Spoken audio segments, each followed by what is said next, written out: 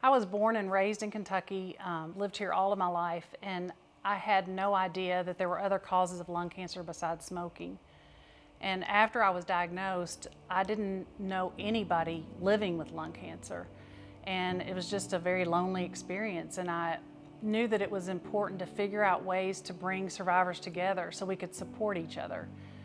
And it took probably at least a couple of years before I really started meeting other survivors here in the state.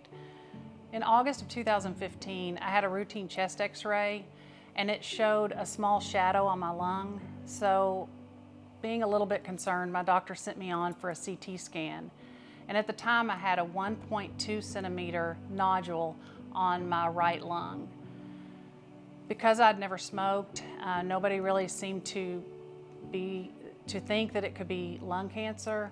I even suggested that I grew up in a home with secondhand smoke and most likely radon in my basement, but doctors still just didn't seem concerned. We just kept pressing over and over again and eventually sought a second opinion, and at that time they thought it would be a good idea to get a biopsy. Oddly enough, the biopsy came back no cancer, but thankfully I had a pulmonologist that encouraged me to go ahead and have it removed. I remember him saying, "Nothing should be growing in your lung and this needs to come out." So it really wasn't even until I had surgery that I even discovered it was lung cancer. The surgeon went in to actually just wedge it out, but pathology revealed at that moment that it was lung cancer. So that surgeon in that moment had to make the difficult decision to actually perform a full thoracotomy and take out 2 lobes of my right lung. He felt like that was going to ensure my best chance for the cancer not to return.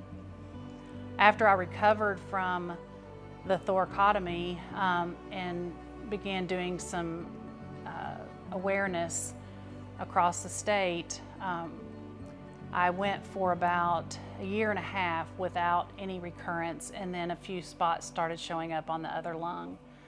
So that of course raised some concern with doctors, and once it got big enough for them to wedge it out, they did wedge it out of my lower left lung, an 8 millimeter nodule, and it too was cancer.